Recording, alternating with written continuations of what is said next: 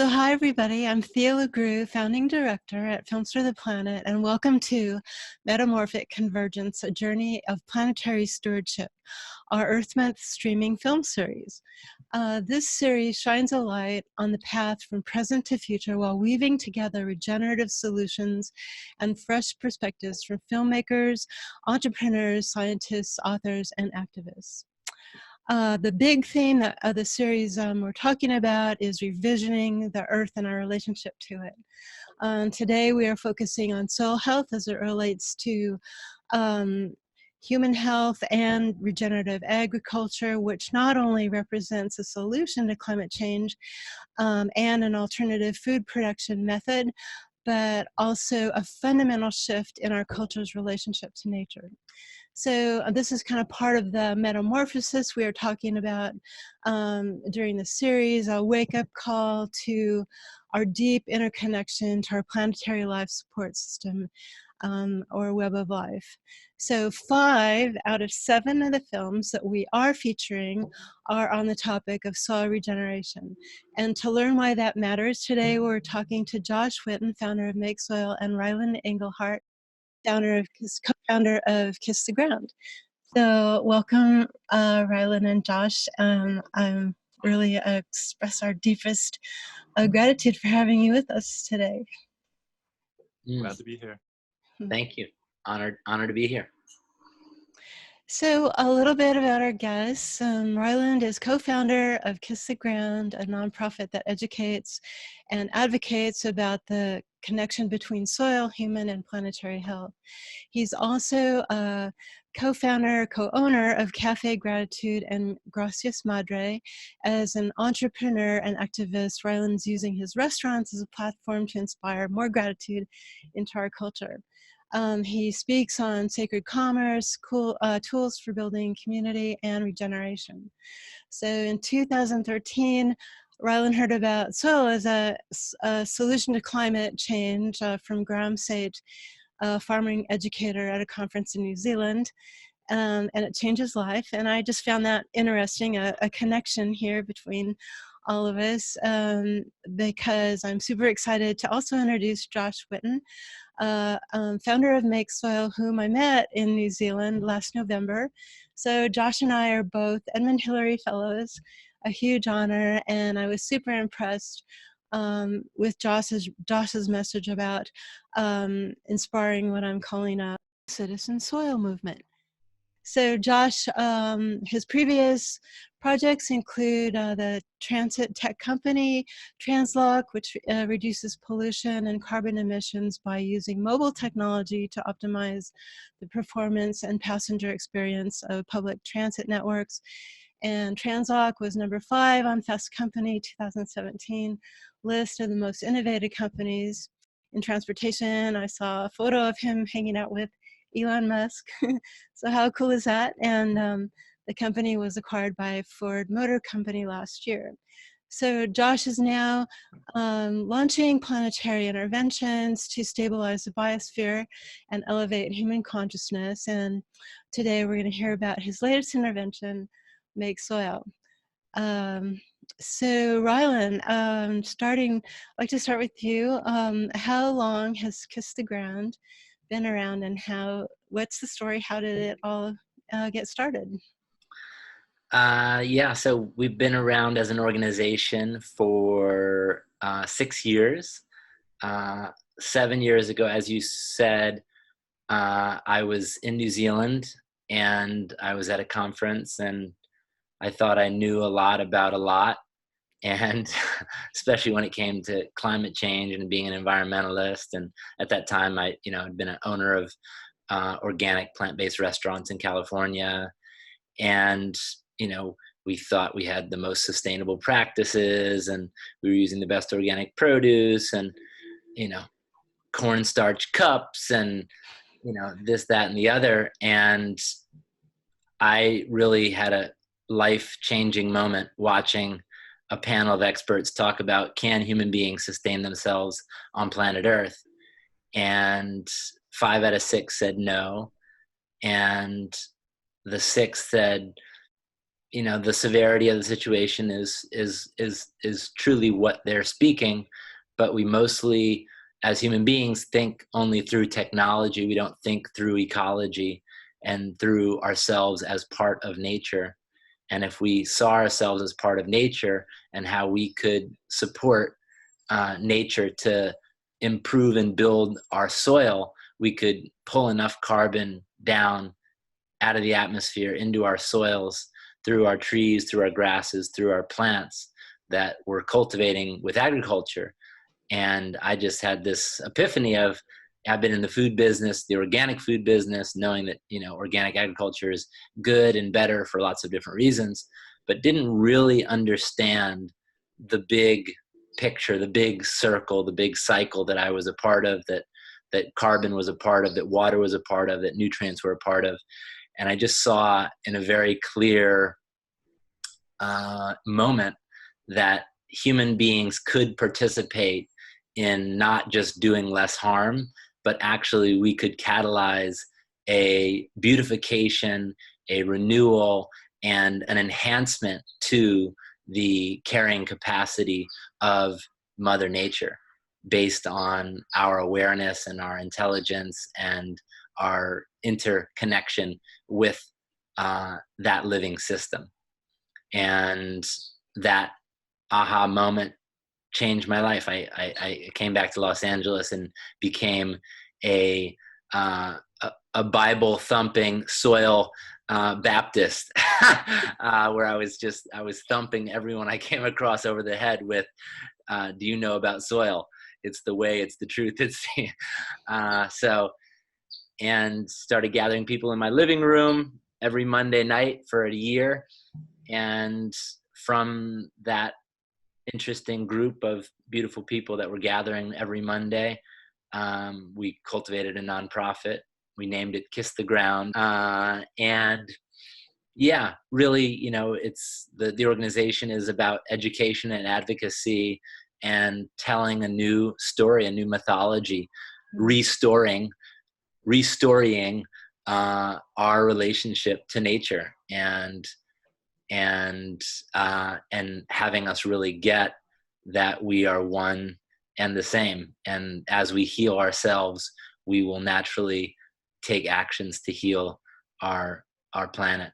And it's designed to be a hopeful and possible painting a pathway forward versus just doom and gloom and this sucks and the planet's messed up, but really that we, through our reverence and appreciation and gratitude for the vital living systems that give us every aspect of life, we can pay tribute and homage and gratitude and appreciation by how we be stewards of the land through specifically regenerative agriculture and the practices, and really designing our life in a regenerative way in relationship to the living systems of the world. And this is not a new idea. There's been many indigenous First Nations cultures and many people that have had this in pockets of awareness. It just hasn't been a sure, it's been somewhat of a contemporary idea, but yeah, we're one of the many that's cheering this remembrance on. It's not a new idea. It's a remembered way of being. It's a remembered relationship to this beautiful, majestic, magical universe. And so we have 4 different programs that we are stewarding. One is education for 6th grade students. We built a curriculum and we're distributing that free curriculum and training teachers to teach that curriculum. That's one program. Then we have another program where we're doing beautiful short form media to tell people's stories, farmers' stories, businesses' stories, individual backyard stories of people understanding this regenerative relationship to nature and sharing those in a beautiful, compelling, inspiring way. So that can be part of how we relate to what we aspire to be and do. And then we have a soil advocacy training, which is literally getting people who are excited about this idea and want to be environmentalists, but don't really know what their pathway is, and giving people this hopeful pathway of being spokespeople. And as I said, missionaries for this beautiful, hopeful understanding and way of being in relationship to nature, and cheering consumers on, farmers on, businesses on, politicians on, to really understanding and adopting this. So that's 3. And then we have a farmland program where we get corporations or restaurants to, whether a corporation puts up a big sum of money for about $5,500, we can train a farmer in a 2-year transition period to get soil tested at year 1 and then at year 2, and then have a 2-year handhold with some of the best farmer trainers in this country to be trained in the practices and principles of regenerative agriculture. And so getting rid of the barriers for farmers to be able to make that leap, because they have someone who can guide them in that new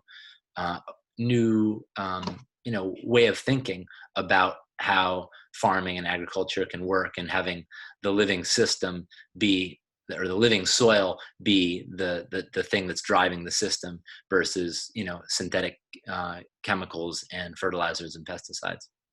So those are the 4 programs, and we're also working on a feature-length documentary, which is called Kiss the Ground, which we've been working on for about 3 years, 3.5 years, in partnership with Josh and Rebecca DeCal, who are the filmmakers who made the film Fuel, and which was an environmental doc about alternative fuels about 10 years ago that won at Sundance. That's great. I just wanted to mention, I know Greg Whiton. He's a really good friend who was the filmmaker for Fuel, and so that's cool. a nice connection. Yeah.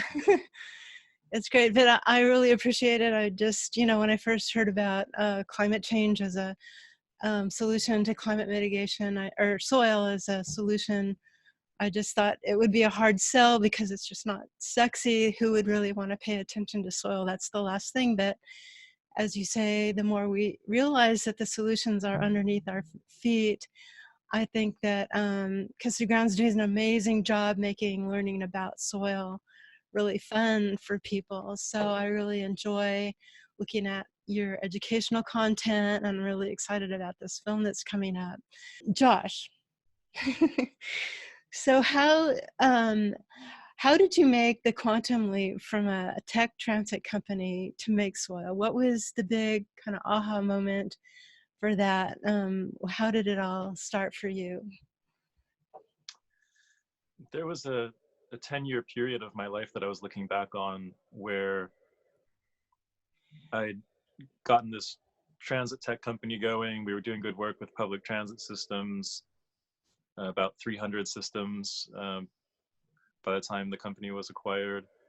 And I'd helped start an urban farm as well, getting some urban agriculture going. But I looked at this, and I'd done a community garden. And so I looked at this 10-year period, and I thought, well, I sure worked really hard and a lot, but the trajectory of the environment and the planet and society is still not headed in a feasible direction. So as much as I could pat myself on the back for having worked a lot during that 10-year period and gotten some nice things off the ground with the help of many other people, I just started asking, what can we do that can actually make a difference in the kind of existential crisis of the human species and the planet.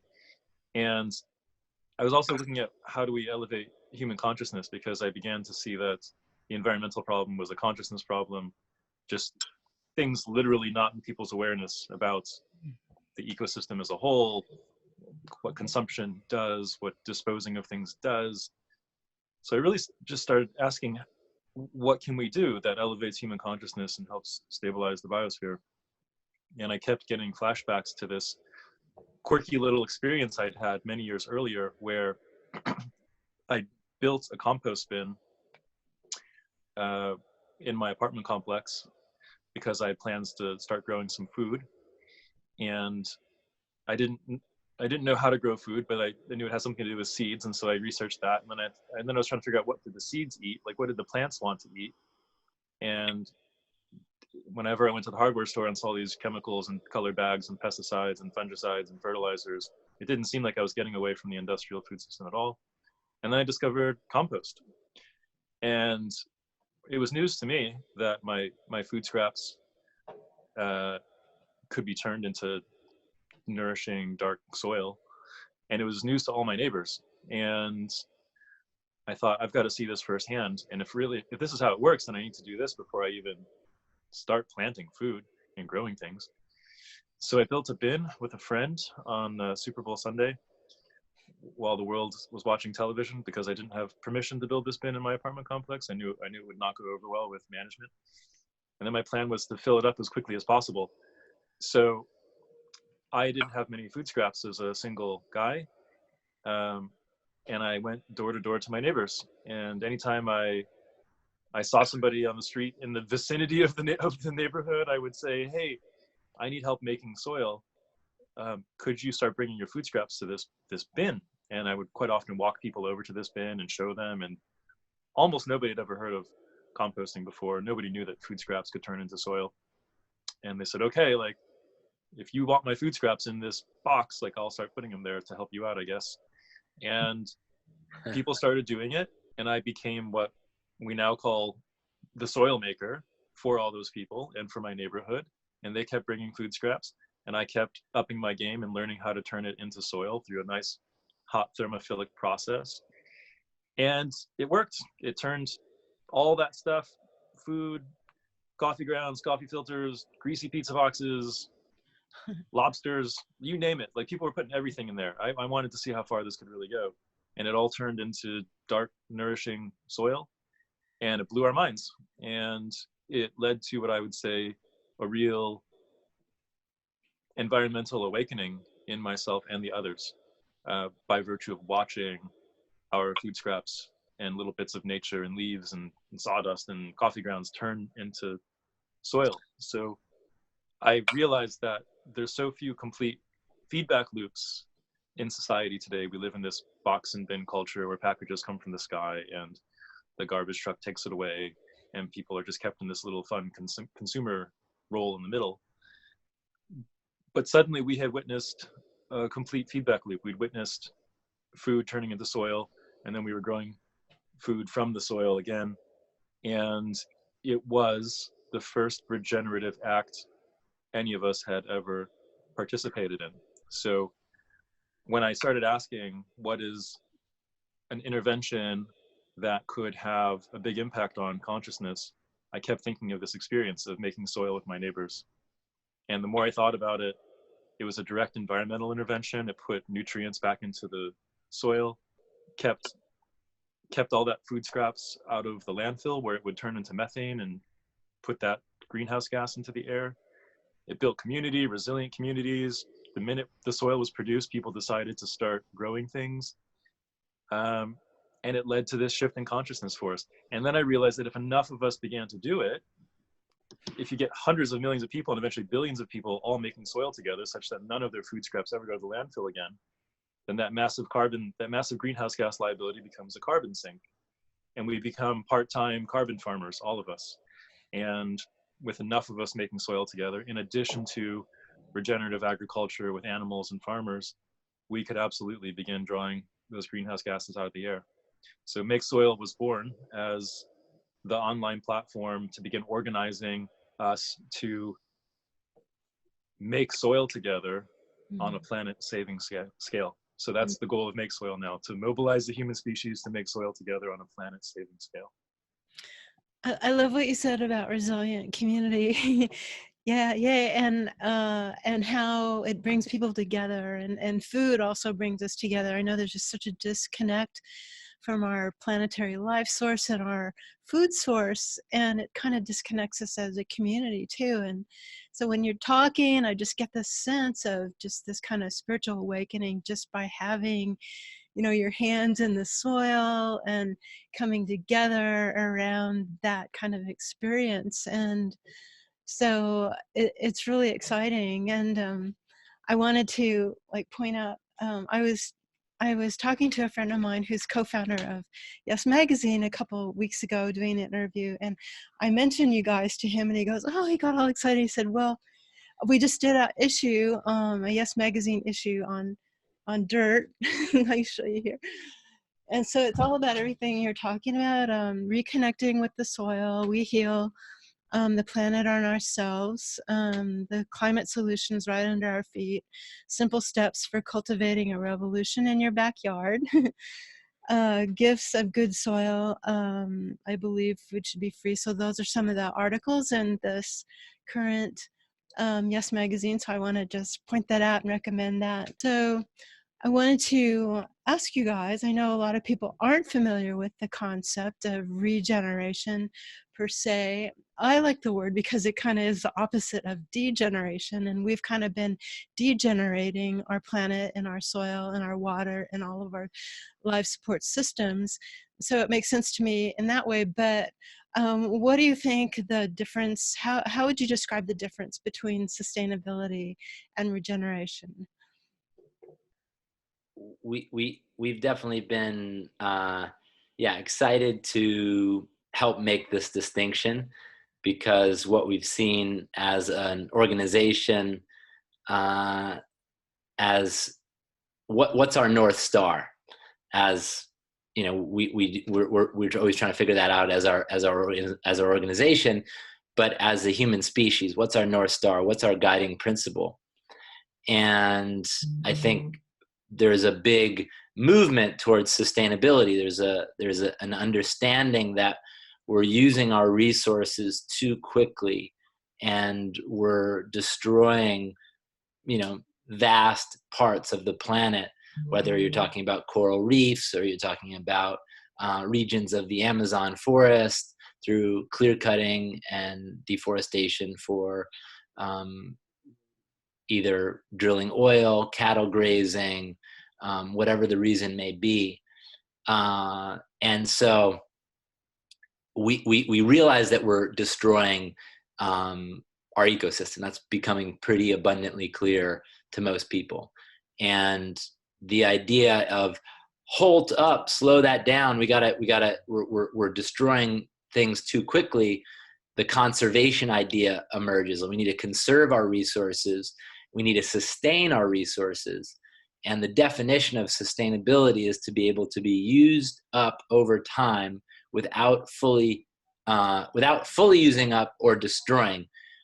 So use over time without fully using up or destroying. And the problem is, we oftentimes say that sustainability is ahead of its time, in that we can't sustain something that's broken. Otherwise, we sustain something that's broken. So if you drive between Los Angeles and San Francisco, you see a lot of really, really damaged soil that's been tilled, that's been sprayed, that's been oxidized, and there's no life left in it. So if we just sustain that, that will live like that for hundreds, maybe thousands of years, just completely. But the beautiful thing is, human beings can be catalysts for regeneration. We actually can see, oh wait, we've destroyed or damaged this, that we can actually, through specific partnerships with animals and plants and management practices, we can actually regenerate and revitalize and take something, any system that's been depleted badly, back to a very healthy, fertile system. And so regeneration is this emergent distinction and emergent conversation that really is pointing to the pathway forward for looking at all of our degraded ecosystems, and how can we, with our the beautiful science and understanding that we've created, with the beautiful indigenous wisdom that has been with us in cultures for eons, how do we take the best of those two knowledges and have human beings see the game of life on planet Earth is about restoration and creating a more abundant world through our stewardship and care. As he was pointing out, uh, there's also a shift in consciousness that the two different phrases denote. So where we are today is kind of with a resource management view of the planet at best. So for a lot of folks, it's not even that yet. The planet seems an unlimited Christmas tree or something, you know, just constant stuff from nowhere. But even a resource management kind of perspective is probably inadequate because it is a living system. So the regenerative idea points at the fact that we're in a living system.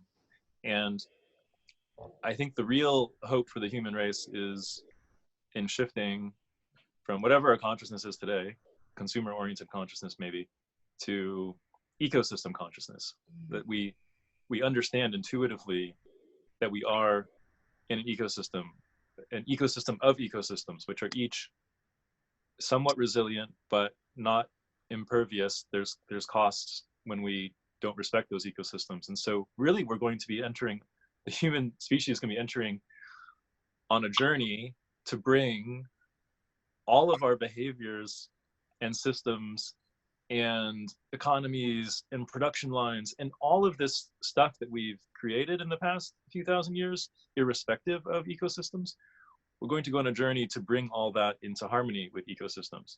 At least if we survive, it means that's what we did. So one of the bottlenecks now is that regenerative doesn't mean a lot to a lot of folks. That's changing by the day, by the minute, of course. And again, our approach with Make Soil is give people a regenerative experience at home in their backyards as quickly as possible, so that this heady concept, this regenerative concept, which denotes a real complexity, we have to have that same complexity in our brains to actually even understand what that means and what an ecosystem is. And so how do we repattern our neurology so that we recognize ecosystems when we look around? We can't take everybody through the Amazon camping and hope that they like have an epiphany about nature while they're there. There won't be an Amazon left if we do that. We need to start encountering ecosystems in our own lives, in our own homes. And one way to do that is to shepherd those food scraps that at the end of every meal that we have as human beings in every household multiple times a day, to shepherd those back into living soil by stimulating an ecosystem in your compost bin or your neighbor's compost bin, which is what Make Soil helps do. We can match you with neighbors who are composting and making soil. So people witness regeneration at that level. They witness an ecosystem at that level. And as we know, it's all fractal. So from there, they begin to see it in the larger world around them. So that's our hope. Awesome. Beautiful.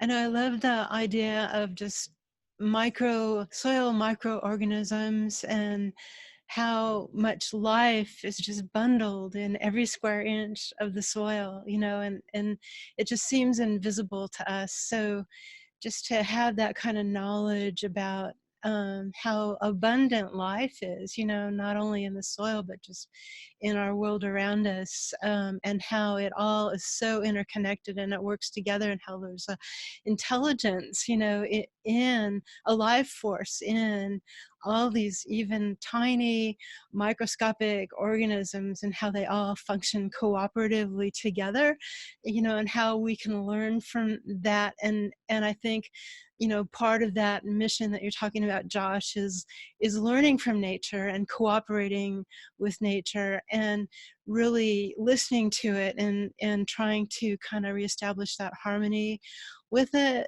And I think part of that is just the acknowledgement of, you know, nature as sacred and us as sacred beings in that. So I think that's really part of the journey, and I know a lot of people are starting to experience that and really kind of make space for it, if you will. And I just wanted to acknowledge that in your work, and Josh, that that you have this like really beautiful mindfulness about that, you know, and that you're carrying that, that's part of your gift, you know, to communities, is to offer that really deep kind of spiritual connection back to people. And that's kind of the seeds that you're planting in like the spiritual soil, if you will. So, and we need more soil makers like that. So I just wanted to acknowledge you and your mission, and how you're treading on the earth and on the planet right now. It's really beautiful. So thank you. And so I mean, you know, there's so much data out there, and I could, you know, I've got a whole list of data, and I'll put that on our website with our films and stuff. But I really think that spiritual component is super important. And I think that, you know, there's so much climate data out there, and it's not really doing a lot of good. People don't know how to mentally process it, or how to incorporate it or integrate it into their life or their lifestyle. So I think, you know, what you're doing is really, it's like starting from ground zero. No pun intended, but Yeah, Thea, what I witnessed in my neighborhood when we began making soil together, to be perfectly honest, I wasn't thinking about climate at all. Remember, I was just focused on how do I grow vegetables. Mm. And then I saw, as we made soil together, I saw us have this environmental awakening, and we didn't need to be terrified by charts and graphs and statistics to be motivated anymore. We just felt a connection to the earth. We felt it was a living being, and we wanted to be kind to it. So I call that earth empathy. So the statistics are important, but if people feel afraid and disempowered and like there isn't anything meaningful they can do, then people start to desensitize to that. And we have seen the humble compost bin become like a sacred site for these people who are making soil together. It becomes a place of community. It becomes a place where they're dumping their food scraps from the past 3 days or so. They're seeing how much they ate. They're seeing all these pieces of life that were sacrificed so that they could continue their life. People become sort of grateful as they watch, you know, the recap of what they consumed that week. And once they start seeing the soil form, it's like a spiritual experience. People feel connected, and when they touch the living soil that's coming out of the pile, the heap, it's full of those microbes, and it's communicating to the skin that the earth is alive, that reality is full of life. And so I'm with you. We really we don't have to be really overt about it, which is amazing. People start to have a spiritual experience making soil together without us suggesting such a thing very much at all. Yeah, actually, there was Yvon Chouinard just spoke at the Healthy Food Expo. He gave the keynote speak on Climate Day, and it was a very, very inspiring talk where he basically said if in 10 years he can't make his jackets regenerative or net beneficial to the planet, he's getting out of the apparel business. And that if you have a business right now and it's not working on regeneration, get out of the business. We don't have enough time. This is what we need to be doing. And then his beautiful human health recommendation. He said, everywhere you go in the wild, take little bits of the wild and put them on your body, put them in your mouth, and allow for the wild to re-inoculate or come back in connection with that. And that's how I found to have, optimum health. And I thought it was a beautiful, simple and profound communication that speaks to,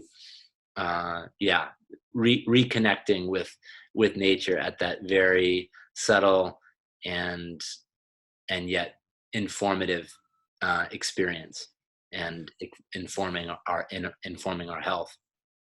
Yeah, I do believe that a lot of our health challenges have become because we've so sterilized everything that we're interacting with, and we don't have the rich biology came from nature that has always been kind of this ebb and flow within our system, and going to our gut and our other places in our body where we require and need these different colonies of bacteria that help us function. You're reminding me, Ryland, that I like to say there's three really powerful ways to shift into that ecosystem consciousness. One is watching food and yard scraps and things turn into soil. That completes a feedback loop. Another one is planting the seed and taking care of it for a few weeks or a few months and eating what grows from it. If a person goes through that experience, you can always tell when somebody's had that experience because they don't waste as much food anymore. They've now they know that effort goes into producing this stuff. And the third is to forage from nature, which really blows people's minds because they've had the experience of caring for something laboriously and getting food back from it. But now nature is just feeding them for free. They're walking through the woods and there's this kind of berry they've never seen before. And if you're with an experienced person or with me or whatever, and I'll eat it first and be like, oh yeah, that's a good one. But now they're having this fruit or something from nature that nobody raised. Like, it's not commercialized, it's not tended to, it's just there, just millions of years of evolution and free gift to them. And that's a really powerful experience for people. And if you think of those three experiences, if a person has all three of them, like, wow, they're coming to your next Monday night home meeting, like they're totally, they're on the team. Yeah. And when you realize just systematically through the Industrial Revolution and the industrial education system and so on, almost nobody has one of those experiences, let alone three of them. So it's kind of a simple matter of the division of labor has gotten us a lot of great gadgets. We're throwing phenomenal parties and buying a lot of stuff, but we've divided so many times that people don't have the experiences that give them the earth empathy and the ecosystem consciousness. And to me, it's as simple as people having those repatterning experiences. People aren't stupid. People aren't anti-planet, anti-life. They just have been deprived of those experiences. Wow. Yeah, totally agree. And conceptually, a lot of time, if you ask people, when they feel the best, or, what was a memory where you felt really peaceful, most people refer back to being in some version of communion with nature. They just haven't made the connection that there's a reason for that, and there's a life where you develop that relationship versus just one memory that you had at the Grand Canyon or sitting by a redwood tree or something. So I love this conversation and how it's about not just, I think consciousness, to talk about consciousness is great, but to put it into action gives it the depth and dimension and integrity, that it needs. And so I just really want to encourage everybody to, not only look at the resources that are on Make Soil. I know Make Soil, Josh, you kind of are trying to connect communities on your platform, right, that are doing this. And is that it's pretty simple, actually. There's some thousands of people right now composting at home in their backyards or front yards. And almost none of those people have knocked on their next door neighbor's door and said, hey, do you want to start bringing your food scraps to this bin? I could make soil out of it. Or knocked on 10 of their neighbors' doors. And every day I talk to people who say, I've been making soil at home for 5 years and I've never invited my neighbor to do it with me. So we're really just facilitating that little shift. We can 10x the number of people making soil together just with the compost bins that exist right now, let alone with people beginning to make soil who don't right now, which we're also doing by kind of rebranding composting as soil making and creating this role of the soil maker. So we're connecting communities, but it's even simpler than that. The community happens the moment that you decide to make soil and then decide to ask your neighbors if they want to start bringing their food scraps over. Awesome. That's so cool. So I think, as I was saying, as I mentioned, there's a lot of resources here for people to think about, and I really want to encourage people to explore some of these options. There's so much educational content at Kiss the Ground. It's amazing. And there's a lot to think about in terms of what Josh is talking about. And, you know, I also read a report recently that the soil story and regenerative ag are one of the most underreported stories of our time, yet they're so important. And so I really want to encourage people to not only get your hands and feet super dirty and have fun in the soil, but, you know, check out these amazing resources at makesoil.com and kisstheground.com, and watch our films, you know, on soil health and regenerative agriculture, and, you know, check out the data and also just get involved in your community. So, you know, by be part of the solution, be part of the story by joining with your community and connecting with educators, scientists, farmers, ranchers. Go out and get to know people in your community, policymakers. It's all good. This soil health movement really needs everybody to be involved. And so I just want to encourage us all. And Josh, I've been so inspired. I am doing this. I have my own, I'm turning my flower beds.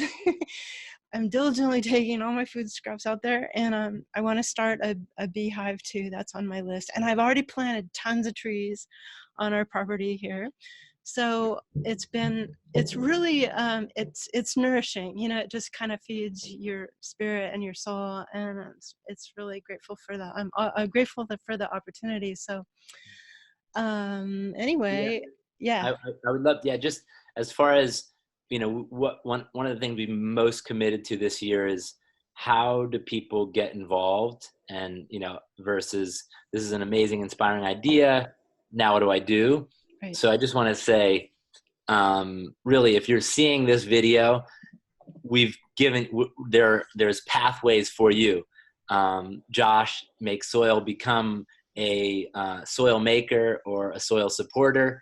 You know, that's basically, you just become a compost or a soil maker in your backyard, or you find someone doing it and you start doing it with them. That's like super easy. If you want to take this on as, you know, your mission and your message, we have an amazing 6-week training program called the Soil Advocacy Training, which we've trained almost 800 people in 25 countries in the last 10 months. And people are fired up and are speaking all over the world, like going from 0 to 60, and like now this is their mission, and they have a personal story and they have a slideshow, and it's beautiful, and they're passionate. So if this is, you know, we have that pathway, it's set up for you. It's really accessible, and you can do it online from anywhere in the world. You know, obviously you said, you know, check out our content, share our content, you know, be part of, you know, pollinating this new idea. And then, you know, if you are connected to teachers or schools and you want this curriculum in your school, or if you're a parent, you know, go find who's teaching science in the middle school, and, you know, we'll basically give that curriculum and support that teacher in getting the education they need so they can confidently do that. So that's one of our programs. So we have 2 people working on that full time. And then restaurants, if you have a favorite restaurant that's, you know, into food, into ingredients, we have the Farmland program is basically designed so you can get a restaurant that has an item on the menu that features an ingredient from a regenerative farm, or a farm that's practicing soil supportive practices, and then and we help you find that farmer, and then, or that vendor, and then you build a dish, and you build that dish with $2 more than you know, you'd normally need to charge. And so you tell a really great story on your menu. It's a good, cool PR piece. It's a great talking point. And you actually, as a restaurateur, get to actively participate in changing the supply chain and funding farmers to be able to be educated and understand regeneration and so you can actively play a role. So Yeah, I totally concur on the media and the film idea in terms of a catalyst for communities. So it's a great way to invite people in that you don't normally talk to and kind of build those bridges. And film is a great way to open up, discussions. I've seen films start movements time and again, in a community context. So I know amazing things are possible. And so I really want to encourage people to keep your eye out for a Kiss the Ground film that's coming up, and the educational content's amazing. And again, check out our films that we're featuring this Earth Month for on Films for the Planet. So yeah, and then we want to hear back from people too. We want to hear your stories on what is happening in your community and what inspires you. Okay, awesome. I'm going to show you. Out here, I'm a soil maker. He's a soil maker. Two compost bins right here. And hey, Ryland, I'm gonna challenge you to up the ante. I want to see those in your front yard. Totally. So yeah, this is food scraps from.